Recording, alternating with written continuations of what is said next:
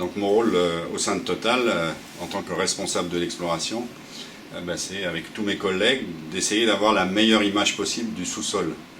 Le sous-sol sous nos pieds où on va faire des puits, on va essayer de trouver des hydrocarbures, que ce soit du gaz ou de l'huile. Et pour ça, bien sûr, il faut avoir l'image la plus précise, la meilleure possible. Celle qui va nous permettre de ne pas toucher à coup sûr, puisque malheureusement, on n'a que 2 à 3 de nos puits sur 10 qui sont positifs. Donc, ça reste une science qui est éminemment incertaine, l'exploration. On va essayer de s'améliorer. Pour cela, il nous faut des images du sous-sol, la plus précise possible, que ce soit en termes de profondeur, que de résolution, que d'épaisseur des couches, que de nature des couches, que de forme, de géométrie de ces couches. Il permet de faire ça. Il a, ce qu'on dit, nous, il a nettoyé notre image. Il a mis au bon endroit ce qu'il fallait mettre au bon endroit. À la fois le travail des géologues, des informaticiens, des mathématiciens nous permettent de mettre la bonne information à la bonne place. On voit maintenant très bien des couches verticales, puis des couches horizontales, puis des couches verticales. Et ça définit très bien le cône qu'on cherchait à imager, qui peut être un piège pétrolier.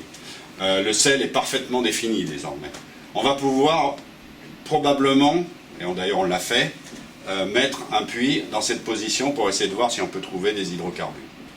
Donc on a pu, grâce à Pangea, utiliser des équations mathématiques d'une précision extrême.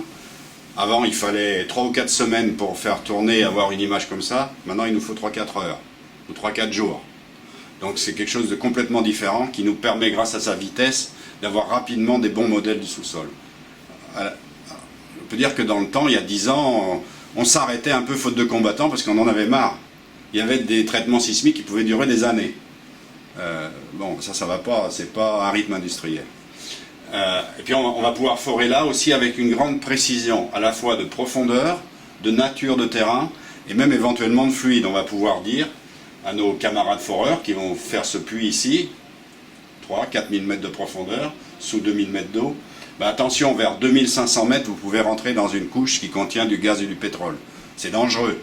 Il vaut mieux savoir quand est-ce qu'on va y rentrer que pas le savoir du tout. On a fait quelquefois des découvertes par hasard, on a eu aussi des accidents mortels par hasard. Donc c'est une amélioration assez fantastique de la sécurité des opérations, le fait d'avoir aussi le calculateur Pangea, et c'était bien sûr dans nos têtes quand on a décidé de le mettre en place à Pau.